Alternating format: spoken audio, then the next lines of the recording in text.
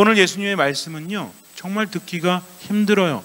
왜냐하면 예수님께서 길을 가시는데 어떤 사람이 찾아와서 예수님과 세 사람의 만남이 이루어지죠. 근데 첫 번째 사람이 어디를 가시든지 스승님이 가시는 곳이라면 제가 따라가겠습니다 라고 말을 합니다.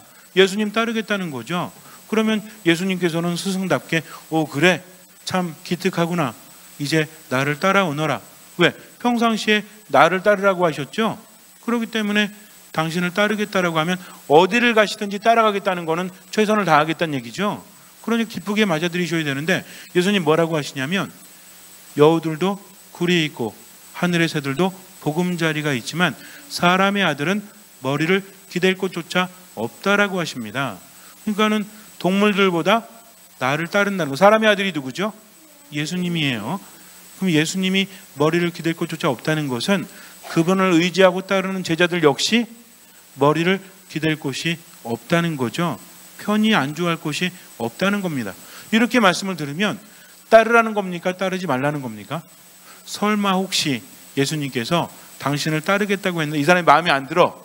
그러니까 정중히 거절하기 위해서 그래, 따르고 싶은 마음은 알겠는데 나 따라봤자 얻을 게 없어.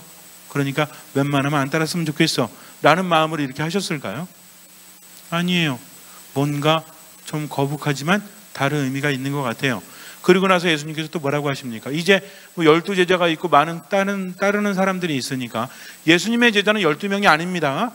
예수님의 제자는 72명을 넘어서죠. 그 중에서 뽑힌 사도가 몇 명이다?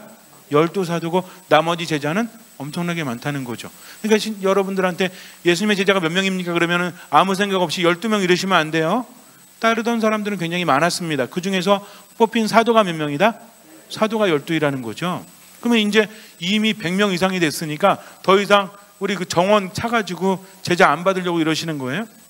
그게 아니죠. 왜? 두 번째 사람에게는 나를 따르라고 하시죠. 그래서 이 사람이 뭐라고 합니까?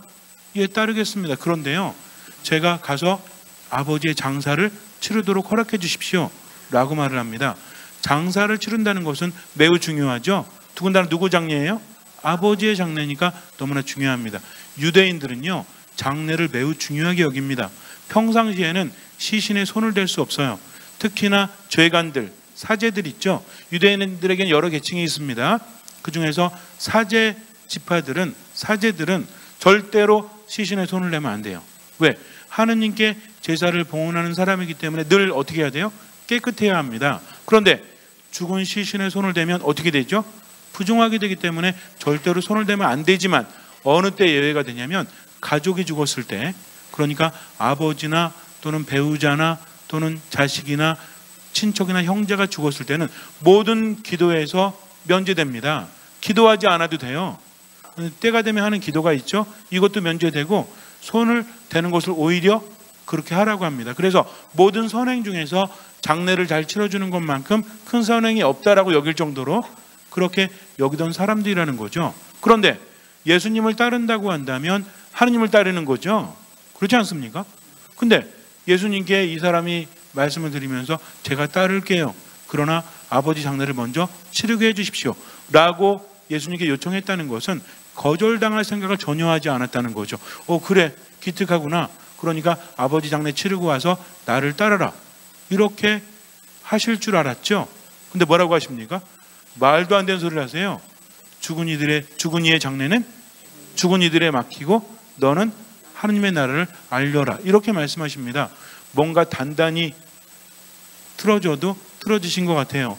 예수님께서 지금 마음이 무지하게 상하셨는지 알 수가 없습니다.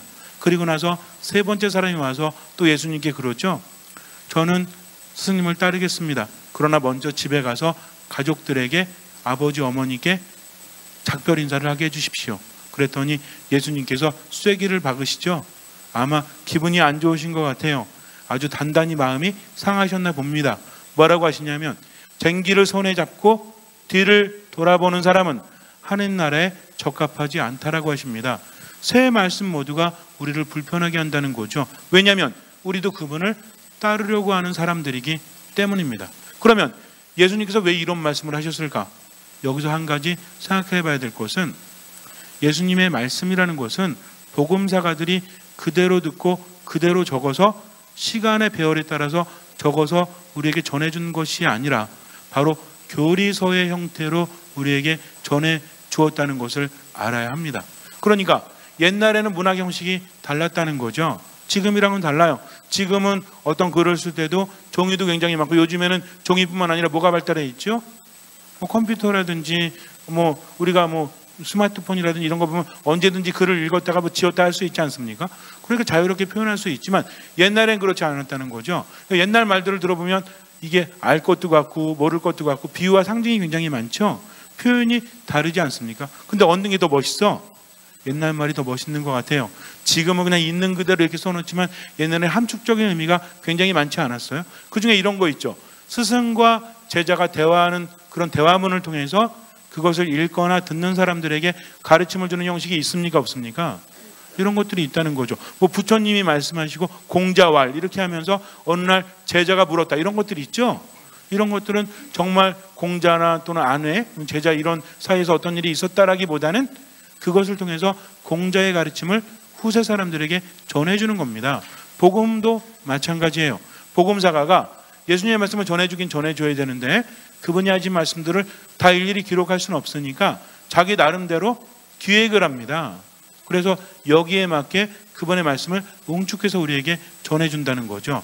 그러니까 예수님의 말씀은요, 당시 상황을 보기보다는 우리들에게 어떤 표현으로 되고 있는가. 물론 복음 안에도 상황을 제대로 봐야 될 것이 있어요.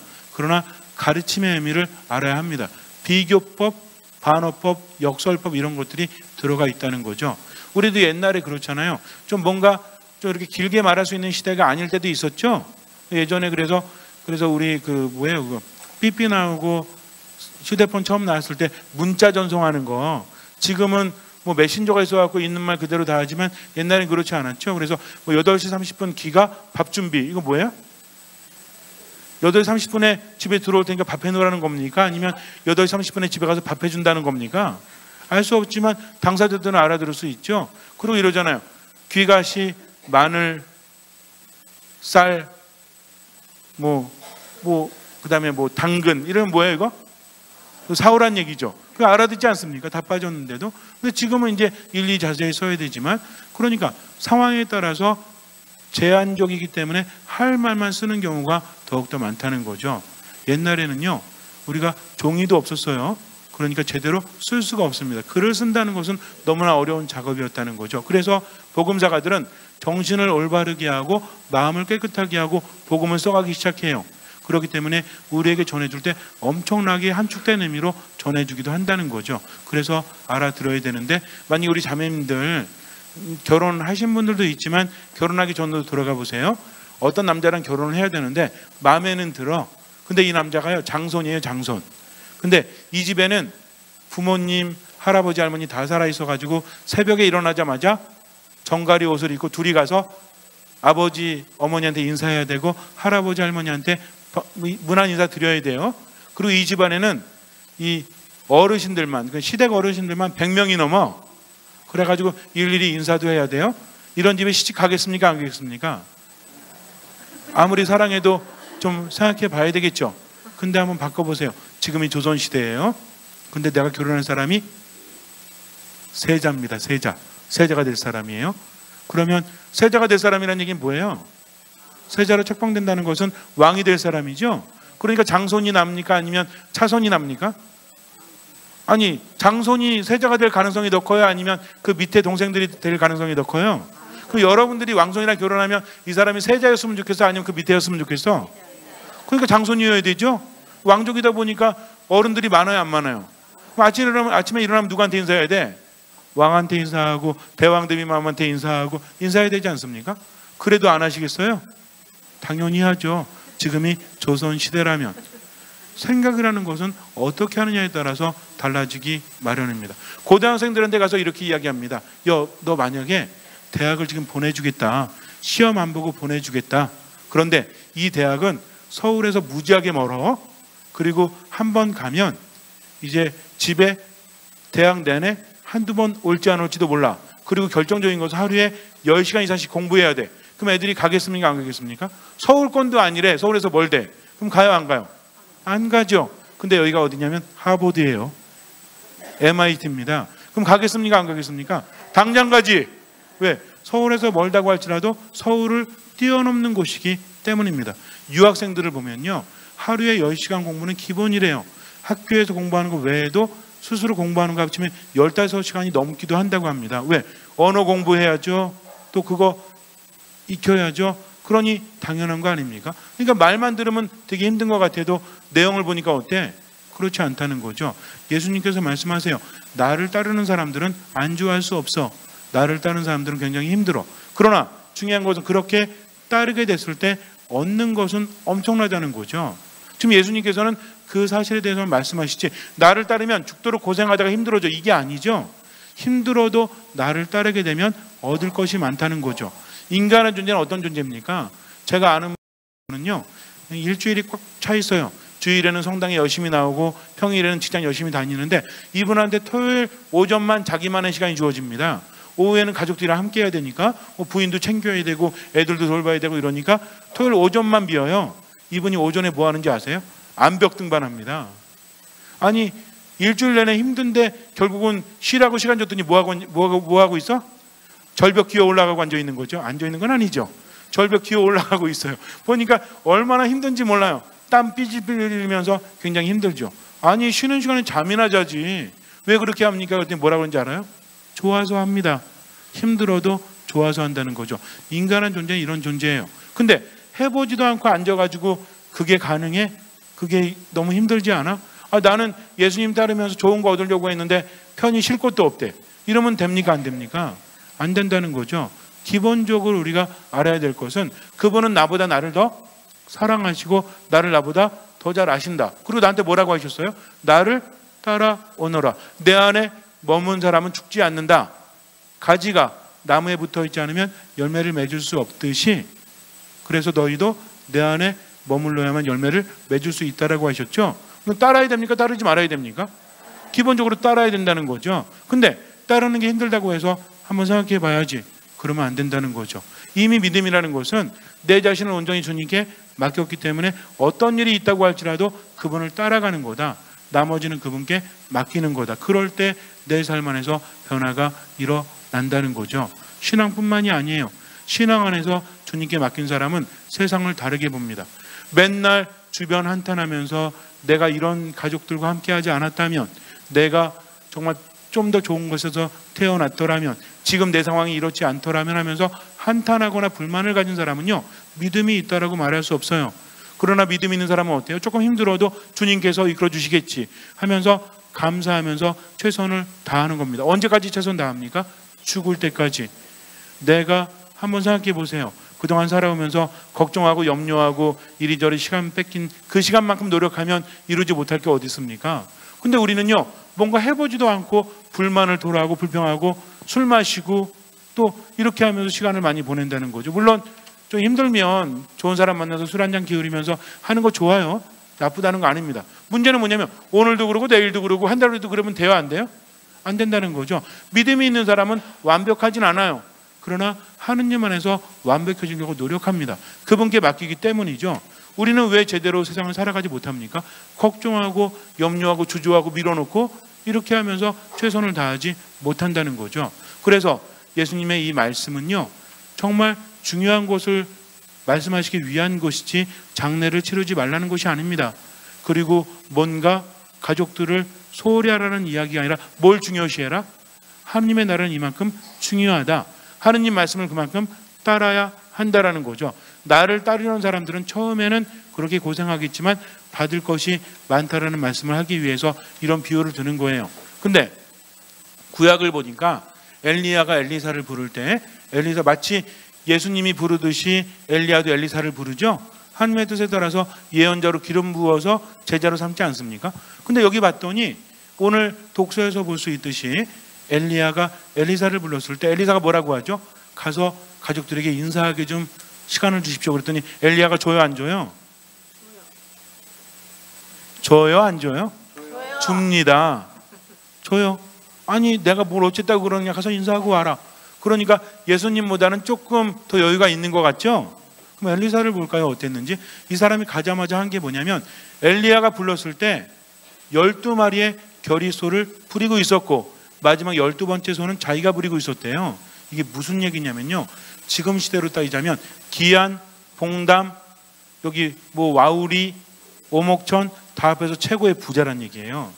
우리가 보통 캐피탈이라고 하죠. 수도를 말하기도 하지만 경제를 의미하기도 하지 않습니까? 그래서 캐피탈의 앞에 있는 CAP라는 건 뭐냐면 까푸시라는 라틴에서 나온 겁니다. 근데 이게 뭐냐면 원래 소대가리에서 나온 소대가리, 소머리, 짐승은 대가리라고 하는 게 맞아요.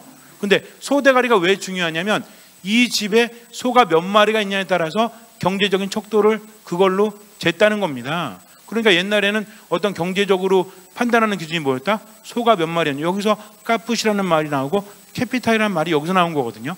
그러니까 이 집에 소가 많다는 건 무슨 얘기예요? 엄청나게 부자란 얘기죠. 한 마리만 있어도 부자입니다. 근데 이 집은 몇 마리야? 12마리. 12마리라는 것은, 성경에서 12이라는 것은 가득 찬 수를 의미한다는 거죠. 굉장히 많았다는 겁니다. 근데 이 사람이 저 집에 가서 이제 인사 좀 하고 올게요 그랬더니 미련이 남은 것 같죠? 근데 하는 걸 보세요. 어떻게 하나? 딱 가더니 어떻게? 소를 다 팔아요? 자, 저 여러분들 급하니까 그거 있잖아요. 경매 넘깁니다. 원래 이게 비싼데 반값에 오늘 사가서 이랬어요? 아니죠. 어떻게 합니까? 소를 다 잡아버려요. 그리고 어떻게 합니까? 제물로 바칩니다. 누구에게? 하느님께 제물로 바친 다음에 남은 것들을 어떻게 하냐면 쟁기 있죠. 이걸 부셔가지고 어떻게 해요? 불을 지펴서 그 고기를 굽니다. 그리고 사람들에게 나누어 주죠. 그리고 떠나요. 가만히 보세요. 이 사람 미련이 있어서 가족들에게 인사하러 떠난 것이 아니라 뭐 하러 갑니까 지금? 완전히 정리하기 위해서. 왜? 재산이 엄청나게 많았다는 거. 12마리, 12번째 소를 자기가 부렸다는 것은 11마리의 소는 종들이 부렸다는 거죠. 그러니까 굉장한 재력이 있었음에도 불구하고 이 사람이 뭘 부셔버렸다? 쟁기를 부셔버렸다. 옛날에 쟁기를 부셔버렸다는 것은 이제는 돌아오지 않는다는 얘기입니다. 그 많은 재산도 포기한다는 거죠. 누굴 따르기 위해서? 하느님을 따르기 위해서. 이 사람이 미련이 있었던 거예요? 아니에요. 오히려 어쩌면 예수님을 따르기에 더 적합했는지도 몰라요. 그렇게 온전히 정리하고 엘리야를 따라 나섰기 때문입니다. 여하튼 중요한 것은 오늘 말씀을 묵상하면서 우리가 생각해야 될 것은 쟁기를 잡고 뒤를 돌아보면 안 된다. 쟁기질 해보셨어요? 쟁기질? 한 분도 안 계십니까? 해보신 분? 쟁기질 해보신 분? 저도 안 해봤어요. 근데 이제 고명한 전문가의 의견을 들어보니까, 쟁기질 많이 한 분의 이야기를 들어보니까 쟁기를 딱 잡고 앞에 뭐가 갑니까? 소가 가죠. 근데 자꾸 뒤돌아보면 어떻게 돼? 이 소가 삐뚤빼뚤 간대요. 그러니까 내가 앞을 똑바로 보면서 이 소를 이래 하면서 이렇게 잘 몰아야 되는데 이거 자꾸 뒤를 돌아보니까 어때? 삐뚤빼뚤 이렇게 밭을 가니까 농사가 제대로 될 리가 있어요? 없어요? 없다는 거죠. 그러니까 이미 쟁기를 잡았다면 뒤를 돌아보지 말아야죠. 최선을 다해서 앞으로 가야 합니다. 이것이 신앙인들의 자세라는 거죠. 피에르 가르댕이라는 사람이 있어요. 이탈리아의 패션 디자이너죠. 굉장히 유명하지 않습니까? 지금도 아마 살아있는 것 같아요. 아직 돌아가셨다는 말을 못 들었으니까. 근데 이분이 열심히 준비해서 이제 올 여름 가을 신상품을 딱 이렇게 디자인을 하잖아요. 두 가지 기로가 있습니다. 예를 들어서 이번 가을에는 이 앞에를 파야 되나 안 파야 되나, 소매를 없애야 되나 달아야 되나, 두 가지를 가지고 뭐 하냐면 동전 던지기를 한대요. 그래가지고 앞면에 나면 이렇게 하고 뒷면에 나면 이렇게 한다 해서 일단 정해지면요 절대로 돌아보지 않는데요. 최선을 다해서 앞으로 나아간다고 합니다. 그러니까 그 사람의 성공의 비결이 바로 그거였다는 거죠. 우리는 어때요? 부부끼리 맨날 맨 탓하면서 이 사람 아니었으면 이랬으면 저랬으면 이러면서 시간을 좀 먹고 있지는 않습니까? 인생도 마찬가지죠. 내가 이 나이가 되도록 한 게 뭐야? 라고 할 시간에 최선을 다해 보세요. 뭐든지 다 마찬가지입니다. 불평을 한다는 건, 불만을 갖는다는 건, 주변 탓을 한다는 건 무슨 얘기예요? 결국 자기 못났다는 소리고, 그렇게 해봤자 나아질 거 아무것도 없죠. 여러분들 혹시 가족이 자꾸 나한테 불만을 가져? 그러면 앞으로 잘해주겠다 이런 생각이 들어요? 그럼 어떤 생각이 들어? 너만 힘드니? 나도 힘들어. 결국 얻어질 수 있는 것은 아무것도 없다는 거죠. 그래서 믿음을 가진 사람들은 누구에게 희망을 둔다? 주님께 희망을 두고 지금에 어떻게 한다? 최선을 다하면서 뒤를 돌아보지 않는다는 거죠. 믿음이 있다면 믿음 안에서 살도록 하세요. 이거는 뭐 뜨겁지도 않고 차갑지도 않고 믿음이 있는 것 같지도 않고 없는 것 같지도 않다면 그 사람은 일상적인 삶 안에서 절대로 희망을 가질 수 없죠. 주님께 맡겼고 한 번뿐인 삶이라면 최선을 다해야 됩니다. 기도도 최선 다하고요, 말씀 묵상도 최선 다하고, 미사 안에서 최선 다하면서 삶에서 최선을 다하면 나머지는 주님께서 채워주십니다. 믿음이 뭐라고 그랬죠? 내 심장을 하느님께 드리는 것이 언이라고 그랬어요. 심장을 드린다는 건 뭡니까? 정말 죽을 때까지 최선을 다하는 거죠. 주님께서 뭘 보시고 기적을 일으키시죠? 주님께서 치유하실 때 그들의 믿음을 보시고, 그 사람의 믿음을 보시고 너는 구원 받았다 하시면서 기적을 일으키십니다. 바꿔서 말한다면 주님께서 뭘 보시는 거예요? 믿음이 뭐라고 그랬죠? 심장을 하느님께 드리는 거다. 뭐 하는 거다? 최선을 다하는 거다. 그럼 주님께서 뭘 보십니까? 믿음을 보셨다. 바꿔서 말하면 최선을 다하는 것을 보시고 그에게 기적을 일으켜 주십니다. 잠시 눈을 감으세요. 혹시 너무 삶이 힘들다고 포기하진 않으십니까?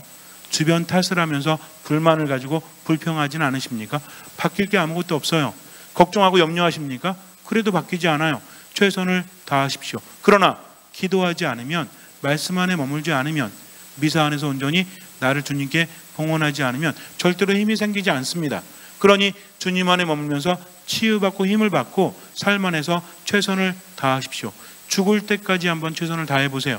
불평한 시간으로 그 힘으로 최선을 다하십시오. 주님께서는 그 믿음을 보시고 내 삶에 놀라운 기적을 일으켜 주실 것입니다. 아멘.